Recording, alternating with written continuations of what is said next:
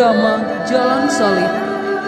Kisah sengsara Tuhan kita Yesus Kristus yang diselenggarakan dan diperankan oleh keluarga besar OMK Stasi Kebangkitan Mengiruda dan keluarga besar OMK Stasi Bunda Penolong Abadi Hobotopo. Fakta iman, ulasan sejarah antara Getsemani dan Kalvari.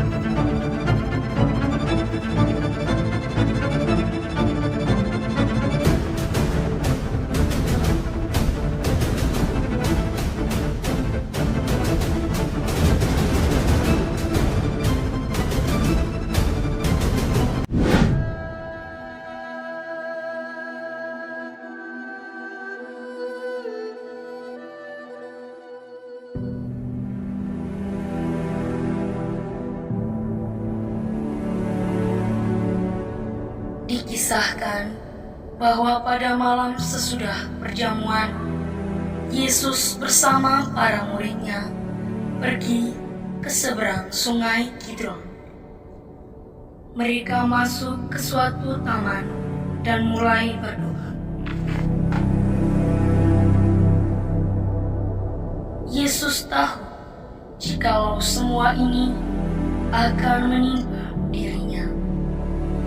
Dan dalam kegelisahan yang mendalam, ia berseru, "Ya Bapa, jikalau Engkau mau, biarkan cawan ini berlalu daripadaku.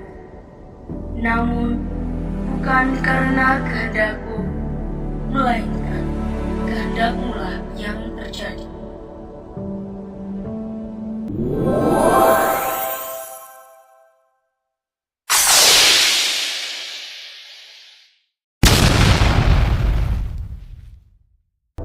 Yesus tahu jikalau semua ini akan menimpa dirinya. Dan dalam kegelisahan yang mendalam, ia berseru, "Ya Bapa, jikalau Engkau mau, biarkan cawan ini berlalu daripadaku. Namun, bukan karena kehendakku, melainkan kehendak-Mu-lah yang terjadi."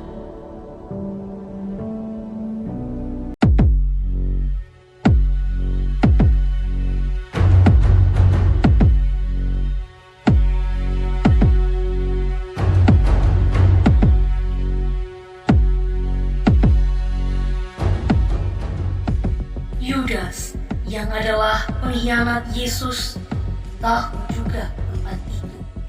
Karena biasanya Yudas dengan murid yang lain bersama Yesus sering berkumpul dan berdoa di taman itu. Waktu itu, Yudas pun pergi ke taman Getsemani bersama sepasukan prajurit dan petugas bait Allah di bawah perintah imam-imam kepala dan kaum Farisi. Pasukan itu datang dengan bersenjata lengkap.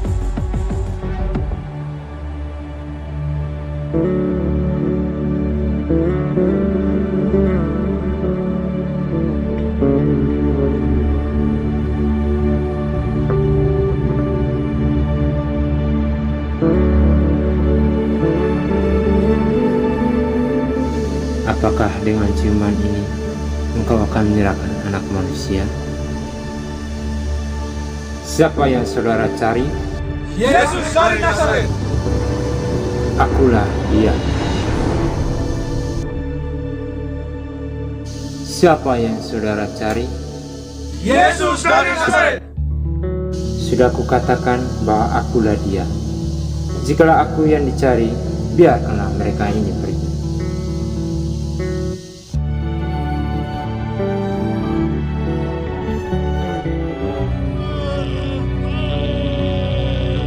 Sarungkanlah pedangmu. Apakah kau kira bahwa aku tak mau minum piala yang diberikan Bapa kepadaku?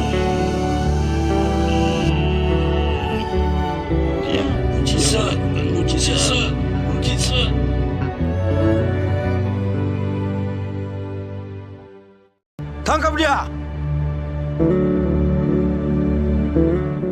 Maka pasukan dan perwira membawa Yesus keluar dari taman itu menuju ke istana Herodes.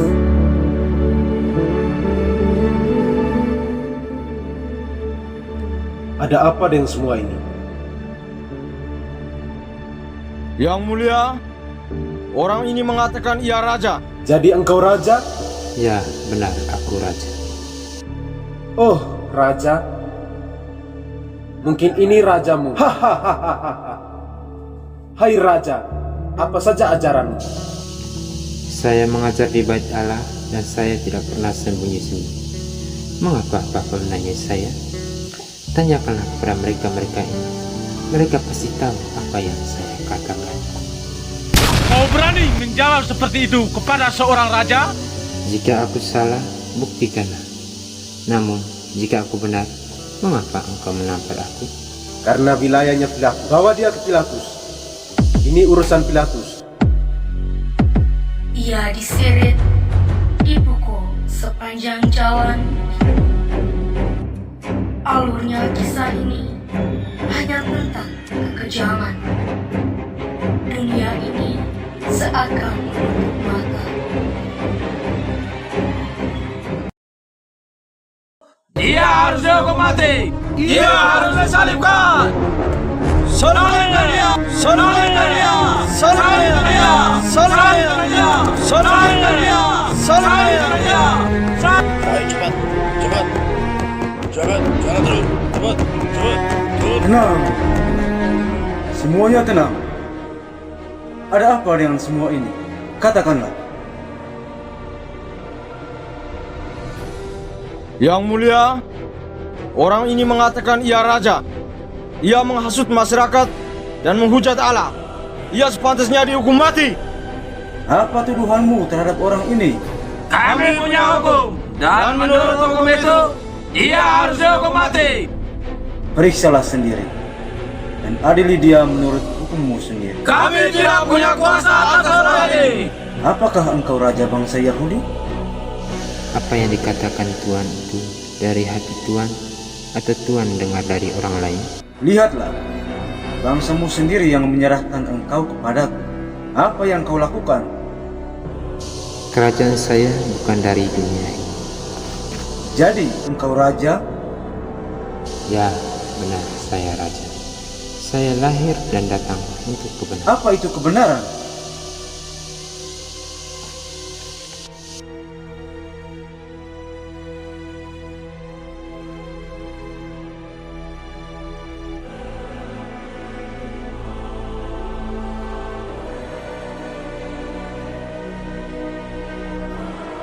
Aku tidak menemukan alasan apapun untuk menghukum orang ini.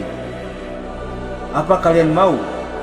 Aku harus melepaskan raja bangsa Yahudi ini. Bebaskan Barabas! Bebaskan bebaskan dia! Tetapi bebaskanlah Barabas bagi kami! Bebaskan Barabas! Baiklah, Bebaskan Barabas! jika itu keinginanmu, maka aku membebaskan Barabas bagimu.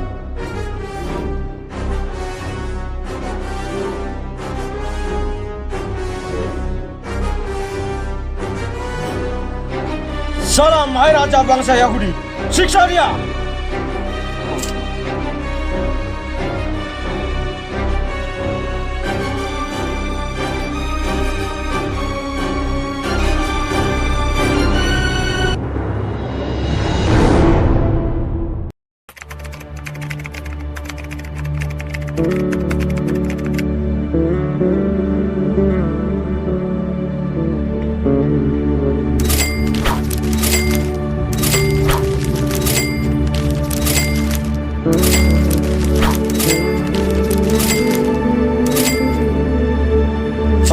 penganiayaan ini. Angkat dia dan siap untuk disalibkan. Pilatus harus melepaskan tanggung jawab sebagai tanda dia tak tahu apa-apa. Hukum seakan ditiadakan, keadilan seakan tak berharga di mata dunia. Yesus hanya dalam diamnya membungkam 1000 bahasa. Sorak-sorai memekap suasana, memaksa tentang sebuah keputusan. Ini tentang pilihan tentang kematian dan keselamatan. Sang Hakim Agung dunia tolak keinginan rakyatnya, tak mau hilang harga diri, walau peluh ini seakan lembut membasuh tangan yang menderita. Enggan tanggung darah orang itu, keputusan tetap keputusan, dan yang tertulis tetaplah tertulis. Pilatus takut kehilangan simpati dan empati rakyat. Akhirnya Yesus harus dihukum mati. Dalam ketidakadilan dan dalam perbincangan hukum, maka Pilatus membuat keputusan ini selaras dengan kehendak rakyat. Yesus dengan tenang, sabar, dan rela menerimanya. Pikul salib! Pakailah ini. Ini mahkota raja orang Yahudi.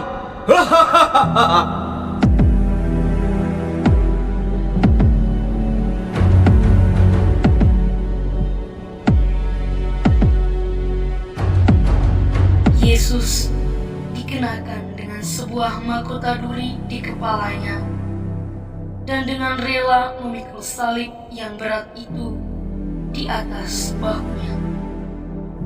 Yesus menerima beban itu dengan cinta. Betapa pahit piala yang harus diminumnya ini. Apakah kita masih sanggup memanggul salib bila datang kesulitan dan diejek orang? Apakah kita tahan menderita bila sakit, atau kita terus mengeluh saja? Yesus terlihat letih. Raganya yang semangat seakan surut dan sudah menjadi lemah. Bebannya semakin berat, jalan ini masih teramat jauh. Yesus akhirnya jatuh untuk pertama kali bersama salib yang berat ini. Tetapi Yesus tidak ingin untuk berhenti di sini saja. Yesus tetap komitmen dengan sebuah tujuan akhir. Karena atas topangan oleh semangat serta rasa cinta yang mendalam demi keselamatan manusia, ia berusaha bangun untuk merajut kasihnya dan melanjutkan perjalanan ini walau dengan beratnya beban. Jatuh memang pengalaman yang tidak menarik, apalagi disaksikan begitu banyak orang. Apakah kita rela mengakui kesalahan kita sewaktu kita pernah jatuh? Ataukah kita menutup kesalahan kita dengan diam tanpa refleksi? Apakah kita juga berani bangun kembali dengan rendah hati? Ataukah kita tinggal merebas saja di tanah karena malu dan takut?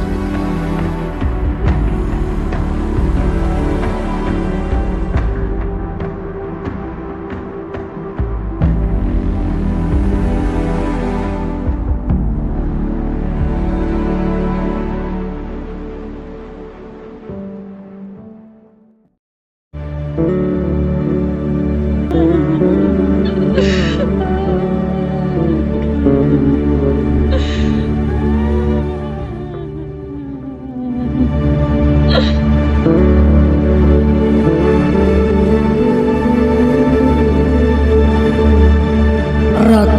tak bermahkota.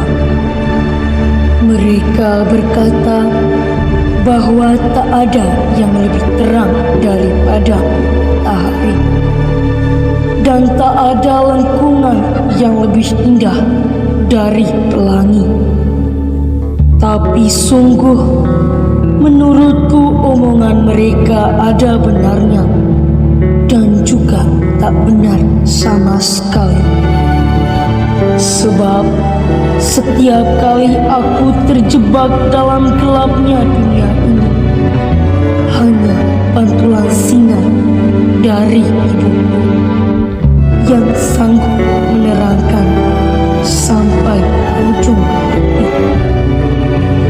Dan setiap kali aku tersesat, tak tahu arah kembali, hanya ada satu lengkungan tangan dari ibu yang memelukku sepenuh hati. Maria hanya berdiri dan berdiam di pinggir jalan salib putranya. Mata ini memandang, namun seakan tak sanggup menahan kesedihan.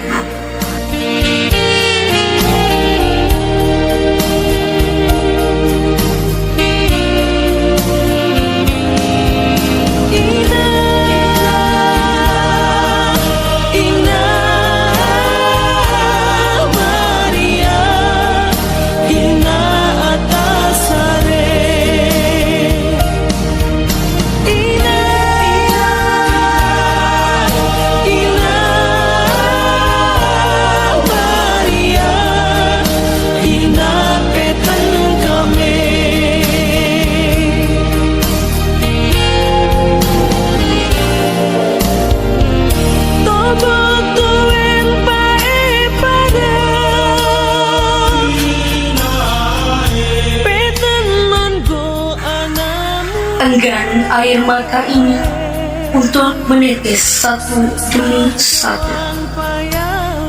Jangankan mereka yang lain, betapa hati Maria seperti disayat pisau yang tajam. Karena kesaksian ini benar-benar tak ada bandingnya. Maria turut menanggung segala penghinaan dan kesakitan bersama Yesus, meskipun ia diam tanpa bicara. Setia kepada orang yang kuat dan berkuasa itu lebih mudah daripada setia kepada teman yang namanya jelek dan dimusuhi banyak orang. Namun kesetiaan ini yang dibutuhkan seseorang untuk tetap bertahan pada cita-citanya. Beranikah kita setia dan mau bersatu dengan yang kecil, lemah, miskin, dan cacat? Apakah kita yang telah dipersatukan dalam Ekaristi bersama Yesus mau diutus untuk berbagi kasih dengan mereka?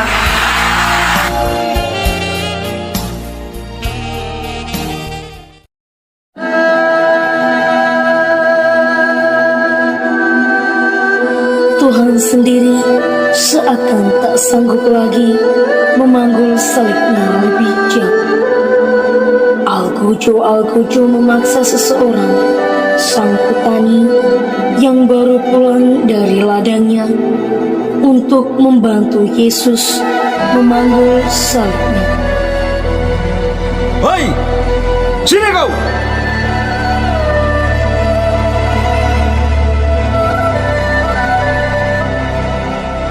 Siapa kau? Saya Simon dari Kirene. Dari mana kau? Saya dari kebun. Bantu dia pikul salib ini, cepat! Baik, Tuhan.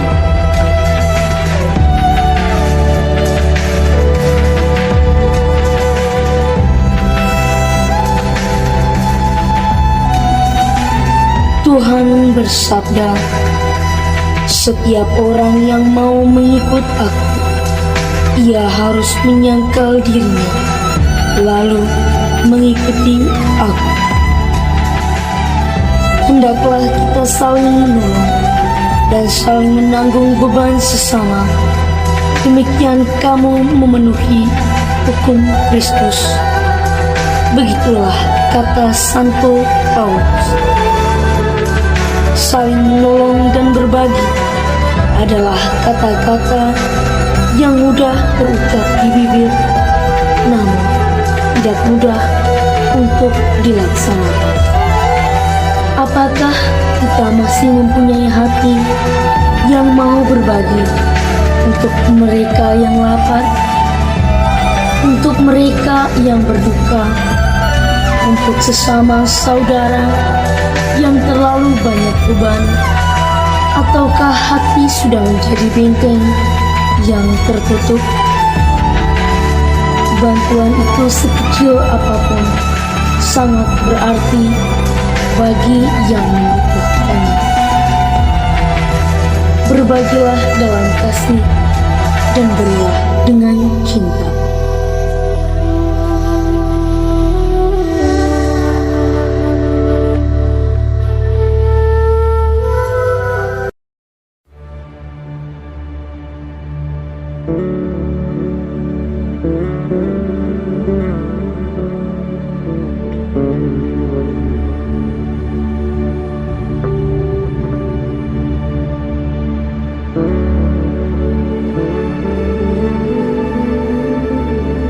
Tuhan, izinkanlah aku mengusap wajah-Mu yang berlumuran darah ini.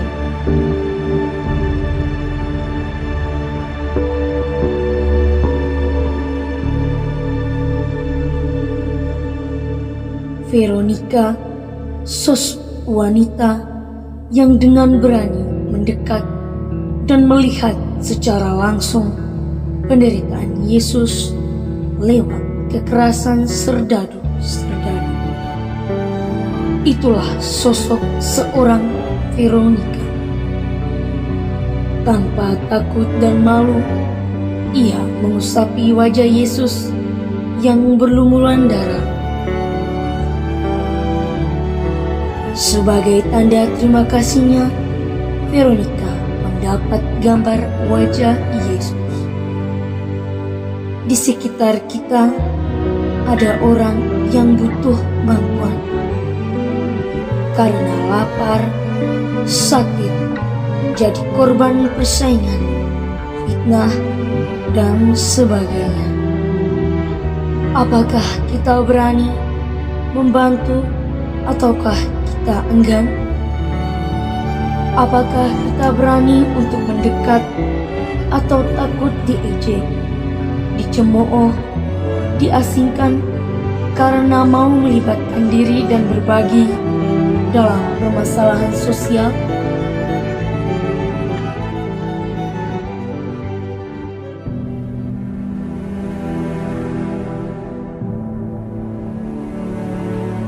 Ia seakan tak berdaya.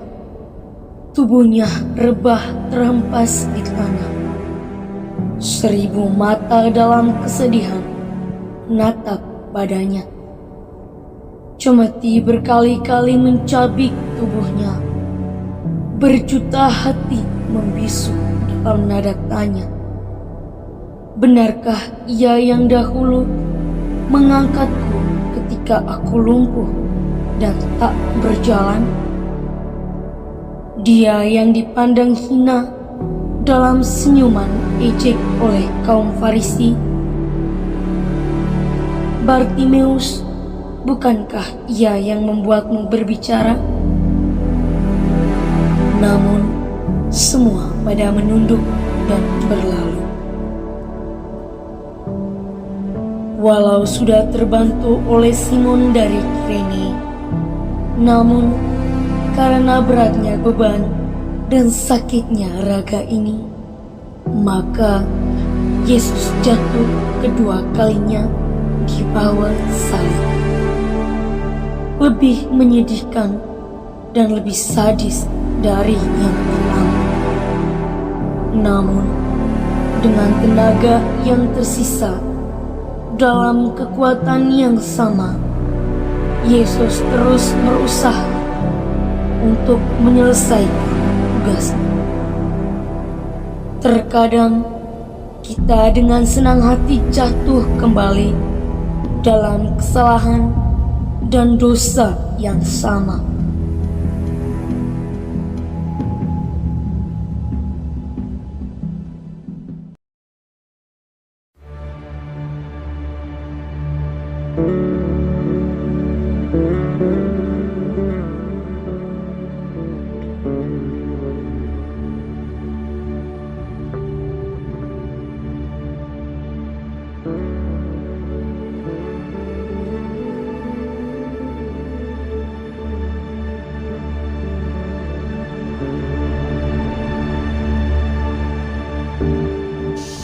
Janganlah kalian tangisi aku, melainkan tangisilah dirimu dan anak-anakmu.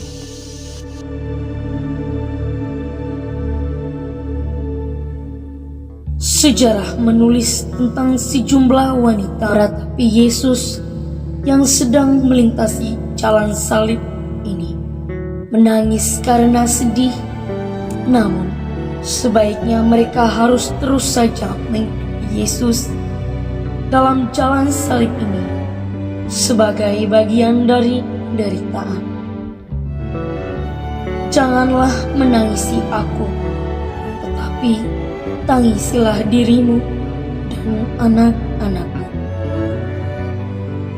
Tuhan menunjukkan betapa Ia lebih menghargai karya dan amal daripada kata-kata dan air mata yang mengharukan.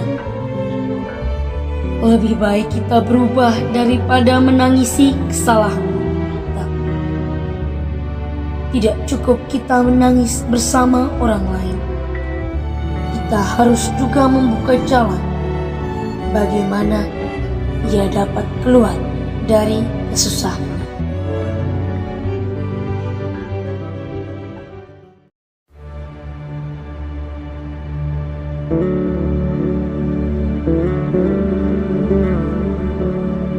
Puncak bukit Golgota sudah nampak. Yesus terlihat seakan kehabisan tenaga untuk menuntaskan perjalanan ini. Karena berat penderitaannya, Yesus jatuh tersungkur untuk 3 kali. Namun, Ia tidak mau menyerah. Demi cintanya kepada Bapa dan manusia, Ia ingin menyelesaikan tugasnya. Untuk pendosa yang tidak mau bertobat, Ia menderita untuk membuka jalan kembali kepada Bapa. Maka Ia berusaha bangun lagi dan berjalan terus. Kita pun belum sampai tujuan. Ada kalanya kita merasa semua korban nampak sia-sia, sehingga semangat kita padam. Namun, yang harus diingat adalah tidak ada derita tanpa arti bagi orang yang percaya pada Kristus.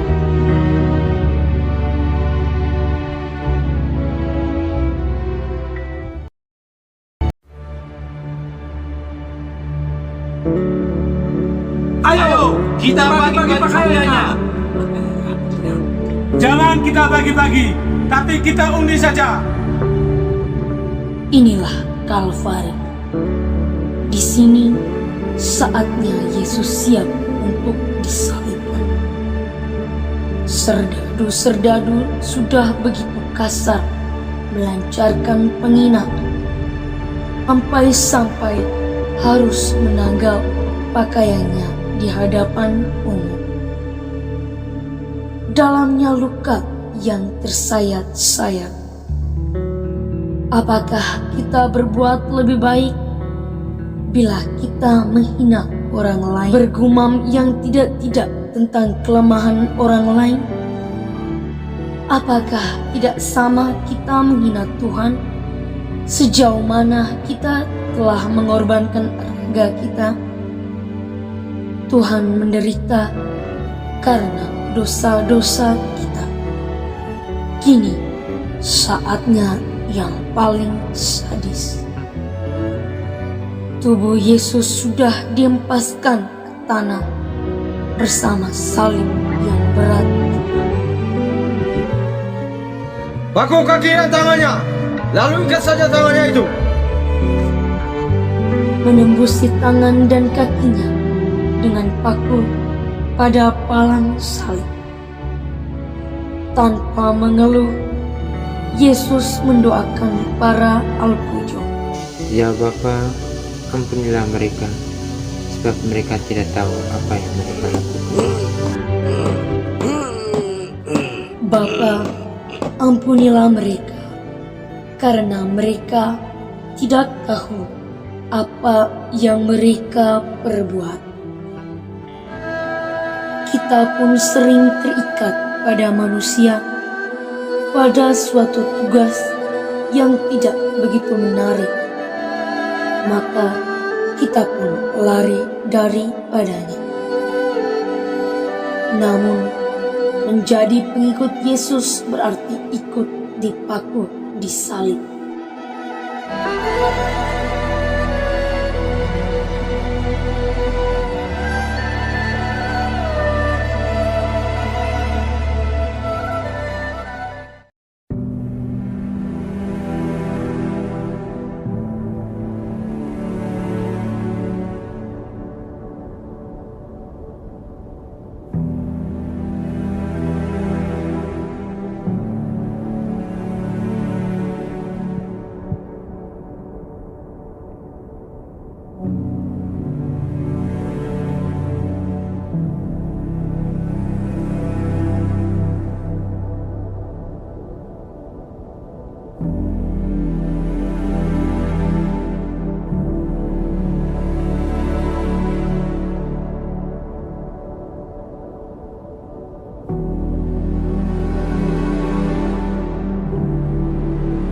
Jika engkau anak Allah, selamatkanlah dirimu dari salib. Jika engkau anak Allah, turunlah dari salib. Eloi, Eloi, lama sabachthani. Allahku, ya Allahku, mengapa engkau meninggalkan aku? Dengar itu, ia memanggil Elia. Tunggu saja, mungkin Elia datang menolongnya. Jika engkau anak Allah, selamatkanlah dirimu dan kami. Tidakkah engkau tahu bahwa kita pantas mendapatkan hukuman yang sama, tetapi orang ini tidak punya kesalahan apa-apa? Aku berkata kepadamu, pada hari ini pun engkau bersama-sama aku di dalam taman Firdaus. Aku haus.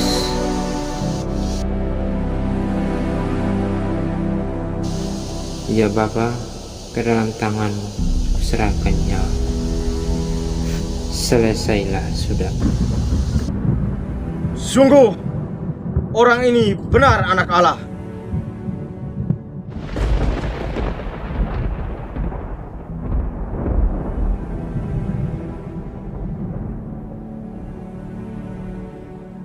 Tabir bait suci terbelah dua. Jagat raya terdiam dalam hening dan sepi. Mengheningkan cipta, mengenang tragedi tentang perihnya siksaan. Tubuhnya tersayat-sayat, bagai diterpa oleh sadisnya peperangan. Sebuah pertempuran melawan kejamnya dunia. Kabut duka menyelimuti langit yang tak enggan jingga, tak sanggup menitiskan air pilu, tanda kedukaan. Langit pun seperti menahan perihnya sakit ini. Tangan dan kaki menyatukan bumi dan angkasa, mempertemukan harapan yang kini seakan redup ditelan prahara. Eli, Eli, lama sabachthani. Allahku, ya Allahku, mengapa Engkau meninggalkan aku?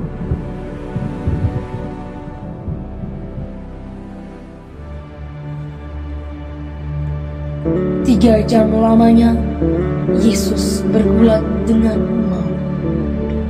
3 jam penuh sengsara sendirian, sampai-sampai ia merasa ditinggalkan oleh Bapaknya, sehingga ia berteriak dengan suara nyaring, Allahku, ya Allahku, mengapa Engkau meninggalkan daku? Namun, ia tetap taat kepada Bapa sampai wafat dengan berkata, Ya Bapa, ke dalam tangan-Mu kuserahkan nyawaku.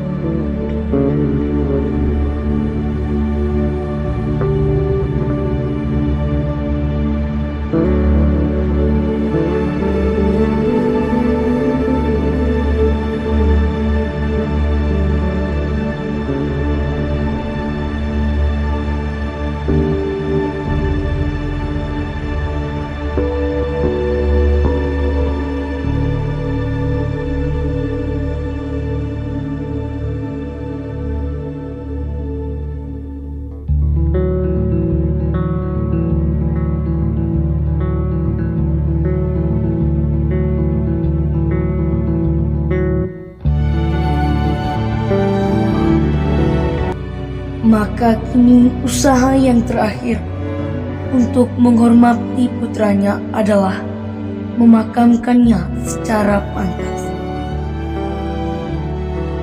Yesus kini berhadapan dengan ibunya, walau ia sudah tak bernyawa lagi. Aku ini hamba Tuhan, terjadilah padaku menurut kehendak-Mu. Maria adalah abdi Allah yang setia.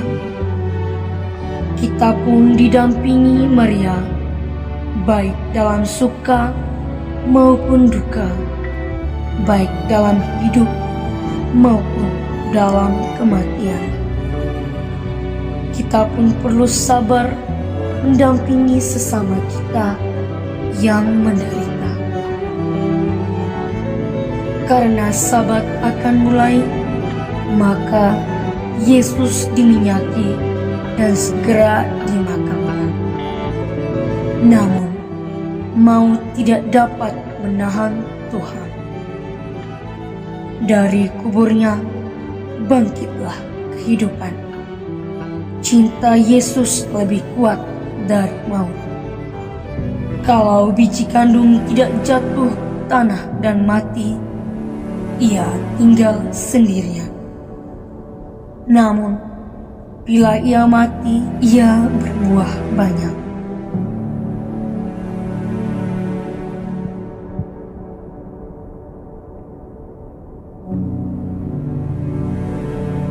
Bagi orang beriman, maut tidak boleh menakutkan. Bila kita mengikuti Yesus pada jalan salib hidup kita, maka Ia akan menyediakan pula bagi kita hari Paskah yang cerah. Tak ada cinta yang lebih besar daripada cinta seseorang yang menyerahkan nyawanya untuk sahabat-sahabatnya.